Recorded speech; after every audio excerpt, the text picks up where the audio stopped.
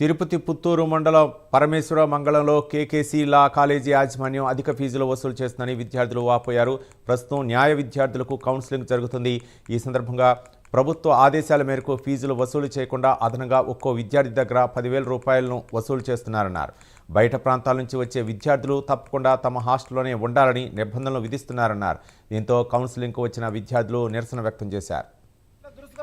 KKC యాజమాన్యం law college students పై దురుసుగా ప్రశ్న కేకేసీ యాజమాన్యం విద్యార్థులు గంట కొడుతున్న కేకేసీ యాజమాన్యం కేకేసీ కాలేజీ అడ్మిషన్ కోసం లా కాలేజీలో అడ్మిషన్ కోసం వెళ్తున్నాము.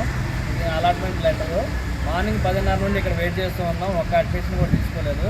సర్టిఫికేట్ వెరిఫై చేసి ఇక్కడ హాస్టల్లో ఉండి 80,000 కడితేనే మీకు అడ్మిషన్ ఇస్తాము అన్నారు.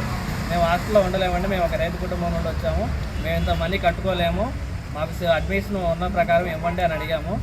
వాళ్ళు దానికి నిరాకరించి మీరు ప్రిన్సిపాల్తో మాట్లాడుకోండి, వాళ్ళతో మాట్లాడుకోండి, మీ ఇష్టం వచ్చిన కంప్లైంట్ చేసుకోండి అని ఇష్టానుసారంగా మాట్లాడి మమ్మల్ని దుర్భాషలాడి వెళ్ళిపోమని చెప్పేసి అంటున్నారు.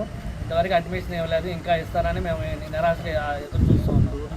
మసూద్ అంటాం. నేను గుంటూరు నుంచి 11,010 లాసెట్ ర్యాంకుతో కేకేసీ కాలేజీ పుత్తూరు అడ్మిషన్ కోసం వచ్చాను. ఈరోజు ఉదయం 8 గంటల నుంచి ఇప్పుడు 3:30 అయింది. ఇప్పుడు దాకా పడిగాపులు కాస్తూనే ఉన్నాను.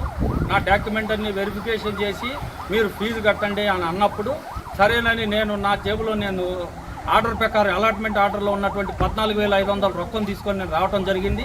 ఈ 14,500 నేను కట్టబోతే 14,500 కాదు 25,000 కట్టాల్సిందే. అట్లయితేనే మీ సీటు మేము ఇవ్వము, బయటికి వెళ్ళిపోండి అని చెప్పి గెంటేయటం జరిగింది.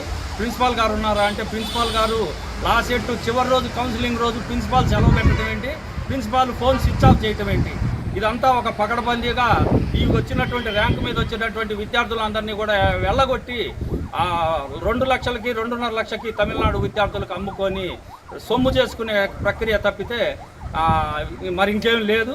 దీన్ని తీవ్రంగా ఖండిస్తున్నాము. మేము దీని మీద యాప్సీకి కానీ లోకేష్ బాబుని కానీ దీని మీద తీవ్రంగా మేము చర్య తీసుకుంటాం.